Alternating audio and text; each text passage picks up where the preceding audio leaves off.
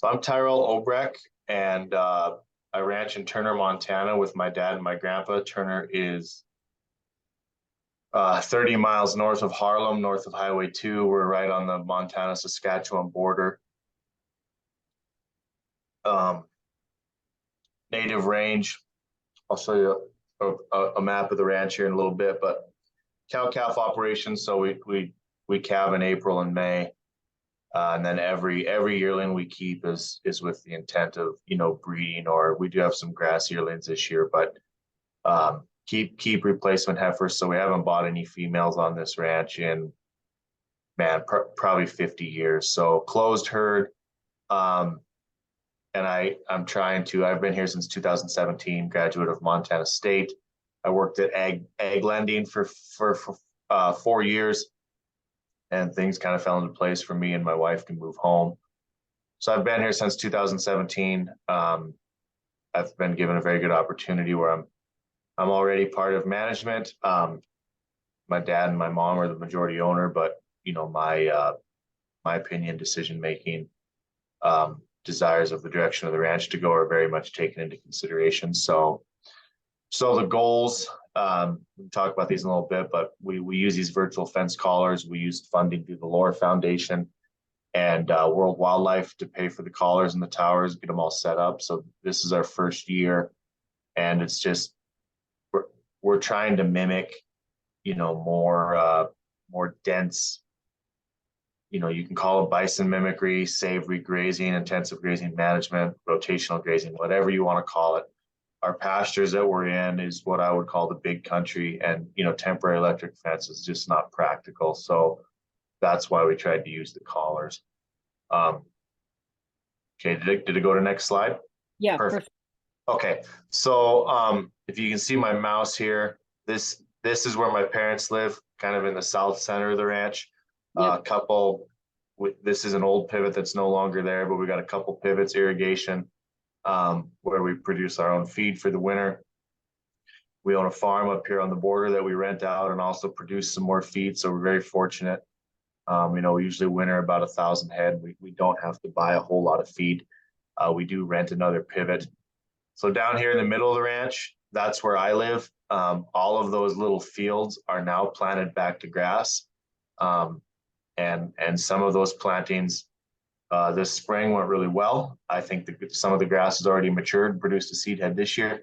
Some of the grass plantings last year were during a drought. It's not so good, but we're just going to try and be patient on that. So down here on the south and kind of the east side of the ranch, you'll notice a lot of smaller pastures on our deeded. A lot of that's improved pasture, crested wheat, alfalfa. So we're calving on those. We've used some electric fence on those.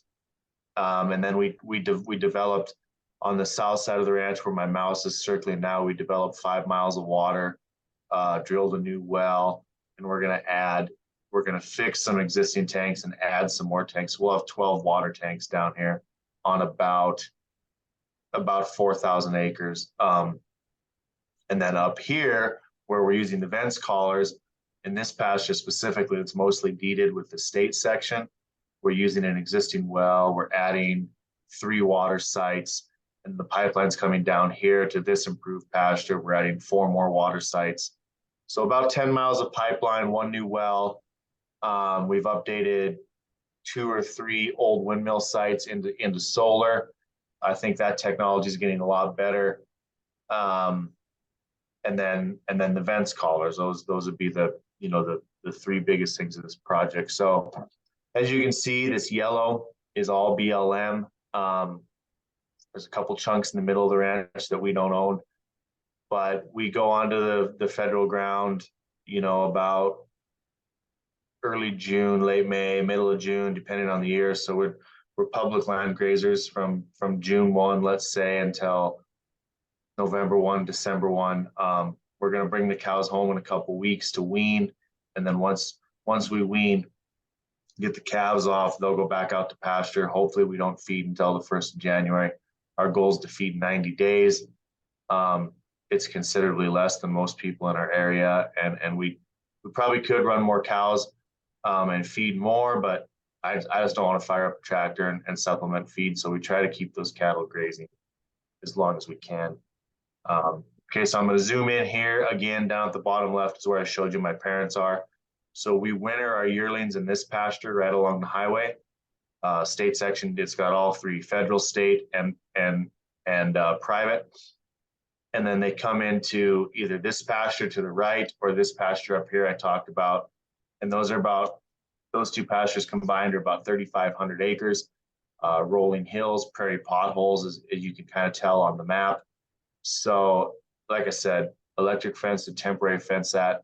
I'm not going to say it's not doable. It's certainly not practical.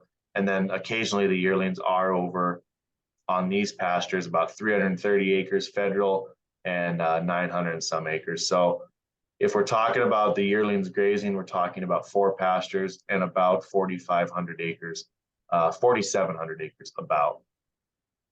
Yeah. So here's a picture I took. This is in early May on the left, and this is right up above my parents' house on an improved pasture. So we took electric fence and cut this in half. It's not super dense as far as stock density goes, but we're kind of measuring it. It's now measured in like cows per acre on some occasion, not acres per cow. So it's quite a bit more dense than we have been historically. And then we dropped, this is the day we took this fence down. The cattle were able to go to new grass. The picture on the right is the same spot after about 110 days rest. So you can see pretty good regrowth. We had a, Blaine County, we've been in drought designations now for probably 4 years. We didn't even get out of it this year totally. Drought has expanded the last 90 days, but we did have an excellent May and June.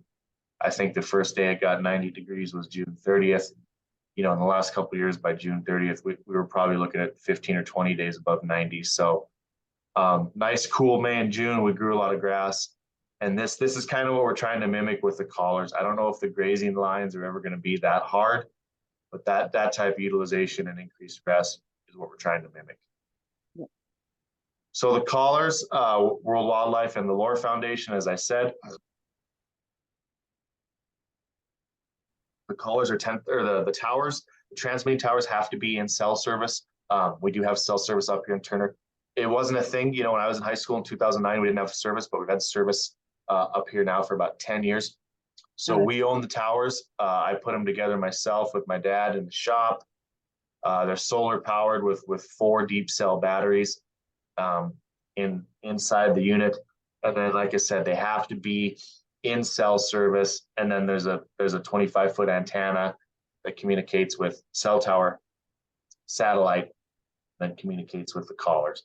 So the collars are $40 a year, and that's a rental. I don't own them, plus $10 a year for the battery. So the reason I have $50 there is I'm trying to utilize them where I don't have to change the battery in the middle of the year.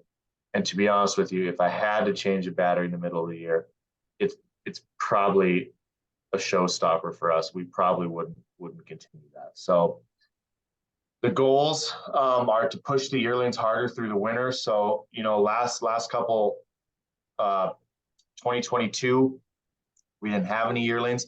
We kept them through the winter. It was just so dry all winter, April, May. So we dumped them as part of our drought management plan. And then this last year, we kept a bunch more. Our historical average since before I moved home was 170. We kept 235. And then the feed quality just wasn't there last winter. So we basically fed them what we could. We pushed them through the winter. So by keeping these costs low, we're able to make a profit on every animal is the theory. So even if a heifer doesn't get pregnant, you're still making money on that open heifer. Grass yearling market's pretty strong in August and September, so it gives us some diversity in our cash flow. So if I'm breeding more, maybe I can keep more heifers and sell some bred heifers. We're trying to grow the herd back, especially if we get winter. We're really going to push to grow the herd back because of moisture through winter. But now, by retaining more heifers, if I have more pregnant, I can sell some bred heifers. I can sell some older bred cows, take capital gains instead of ordinary income. or you know, maybe a combination of all three. So that's kind of the goal of the collars, trying to run more on the acres we have, which, you know, spread your fixed cost out, and it's very profitable if you can scale your business on your existing asset base. So the cost, you know, a lot of people, I hear a lot of comments about the cost of the Vence collars. I would say, so for 5 months of grazing, I figured $22 per yearling. Cattle market's crazy right now. That's probably cheap, but it, you know, that fluctuates. We can talk about that for hours. But for 5 months of those extra grazing, it would have been $6,600. I spent $11,000 on the collars. And I excluded the towers on that cost because the towers are going to last more than 1 year. I don't know the depreciation on the towers, but let's assume they last 10 years, and it's a, you know, it's a couple grand a year is pretty minor in the grand scheme of things. So the collars are still $4,400 more. You know, we're on 4,700 acres. So by improving my grazing, am I growing $1 more worth of grass an acre? I mean, that is so easy to do. I don't have the data for that yet, but we're collecting data. And then I don't have to deal with a neighbor. I don't have to negotiate leases. I don't have to bid on leases. I don't have extra infrastructure like fences and water to take care of. So, you know, really $4,400 for another 230 head. I mean, even when this cattle market cools down, $4,400 is 4 grass yearlings. It's 2% of our herd. It's not a big deal. So that the cost to me is pretty easily mitigated.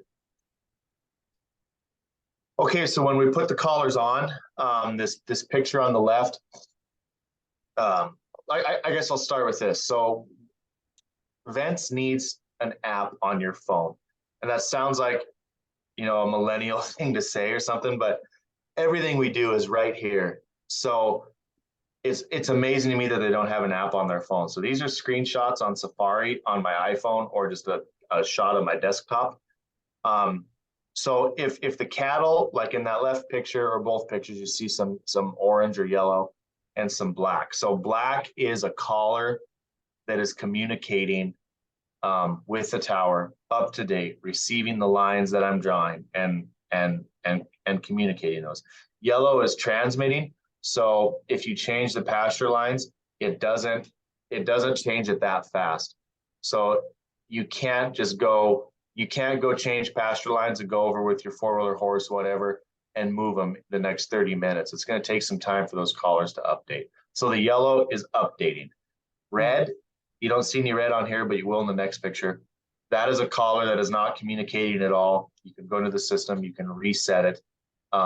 Sometimes it communicates, sometimes red means dead battery, faulty collar, things happen. So how you train the cattle on these collars is, so this pasture, this is just to the east of where we winter them, like I showed on the map.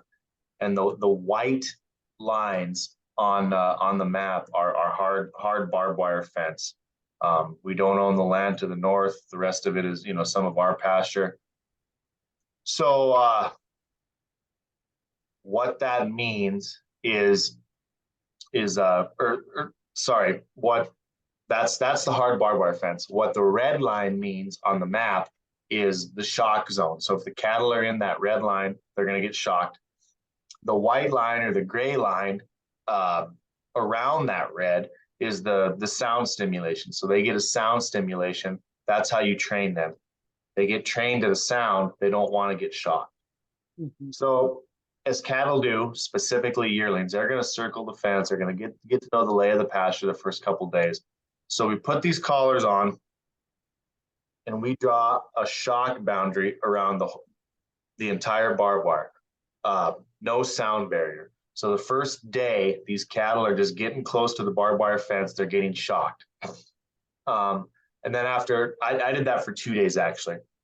On the third day, I added the noise stimulation. So as the cattle get close to the barbed wire, they're used to getting shocked. Now there's a beep before they get shocked. And I've heard the collars beep. It's just like it's an audible high-pitched beep. So that trains them to know that when they get beeped, they should turn around or not push that boundary. On day 5, I drew an imaginary line, which is the south line on the bottom. And the cattle, as you can see, they water in the creek along the middle of the pasture. And then on day 6, I drew the imaginary line on the north side of the creek. And this picture here I took was on the afternoon of day 6. And that shows, I mean, that's, in my mind, that's 100% compliance. I have the collars shut off. You can see on the east and west of each pasture. That's so the cattle weren't getting shocked if they were standing in the creek. And we did have some cattle get out and walk down the creek. You can kind of see that. But I mean, to me, that picture on the left, that's 100% compliance. One thing, kind of humorous, the farthest east collar, like on the bottom right, where there's a field right next to it, that's my house. And that was actually a collar that was in my pickup that I forgot to take out for a couple days. So if you go on the map, that collar was showing up, kind of all over the ranch in 4 or 5 pastures. But that's the training period on the left. We moved them north to the BLM. And this picture on the right shows I have some crested wheat fenced off. So this was another benefit. We weren't allowed to graze BLM pasture until June 1st up here in Blaine Hill, Phillips County, maybe statewide, but that was just due to ongoing drought conditions. In my opinion, it was the right decision for the BLM to make, let that grass recover a little bit. But because we went on some crested wheat that's on BLM, the BLM let us go on the 15th of May. And I used these collars to keep them on there. So that line in the middle, this was my first pasture. And then I dropped that line after about 10 days. And then these cattle on the right that look like they're out, they're not out of the Vence pasture. They're cattle that we missed while gathering. So my grandpa and I put about 10 head through a gate, and I have cell service there. I literally got on my phone right after we shut the gate and took this screenshot. So the compliance is good again. So Vence has, I don't know the numbers here, but Vence has an animal safety feature where if it gets X amount of shocks and X amount of minutes, the whole system will shut off just so the cattle aren't sitting there getting shocked. You can see a couple red cattle in that left picture, by the way. So we had a thunderstorm that came through the end of May, and it totally pushed the cattle out. So what I did was I drew, if you look on the left, I kind of drew this ladder system around the whole pasture because the main water source was to the south. And after 2 or 3 days, I used the collars to haze those cattle back south. So to me, that's fascinating. It shows how well they can work. So you don't necessarily have to, if you're moving within a pasture, you don't necessarily have to go push them, with whatever you use to move cows. You can just drop lines or add lines and kind of haze the cattle. So again, we're looking at pretty good compliance there. This picture on the right, this is a pasture we bred them in. If you can follow my mouse, I mean, you can see a hard line I drew right there. These ones over here, this is actually the second pasture for the cattle that I drew. My date on this heat map is not quite right. These cattle up here were actually cattle that got out. So we were losing a little bit of compliance. We kind of found there was 10 or 15 head that appeared, to not respect the collars. And then we did have about 15 collars fall off in the first couple months. The cattle were rubbing on an old piece of farm equipment that's sitting in this BLM pasture. And I guess we should pick it up, or I should have fenced it out. But I lost about a dozen collars right around that farm equipment. So nothing that we didn't really know about. And then I'm going to hit play here. Here's that same heat map I showed you. This is just the actual data. So you can see a lot of activity around the water point, kind of in the bottom. And then right here where my mouse is, you can kind of, I mean, we can watch it again, but you can see some activity around. That's where the salt and mineral is. So that data, my family's working on a carbon project, carbon sequestration with improved grazing. We got some upland bird data, grassland bird data with world wildlife, water infiltration. And a lot of this stuff, we have the preliminary data. You're looking at 2030 before we have data again. It takes time to really change some of these landscapes, but this data from the Vence collars, I think, is going to be very important when you're talking about ecosystem improvement and habitat, resting pasture for cattle, forage utilization, because I really think, owning land has changed so much where, my dad and grandpa bought a 400 cow ranch 30 years ago for 800,000. A 400 cow ranch now is going to cost you, I don't know, 6 million, 10 million. It just depends on where you are in Montana. So purchasing land to expand is really not an option anymore. It's going to be looking more like leasing. And I think absentee landowners are going to be more interested in who's taking care of the ecosystem other than, who has the fancier cattle or is the bigger cowboy. And then I think, and I say that a little bit tongue in cheek, but I think it's true. And then you just scaling a business is, improving what you have on the same asset base. So that's where I think this data is going to become usable, important as years go on. Yep. Okay. So the cons are the collars have fallen off. So like I said, we moved to that new pasture July 1. I counted them through the gate, 15 collars gone. We moved them into another pasture the 1st of August.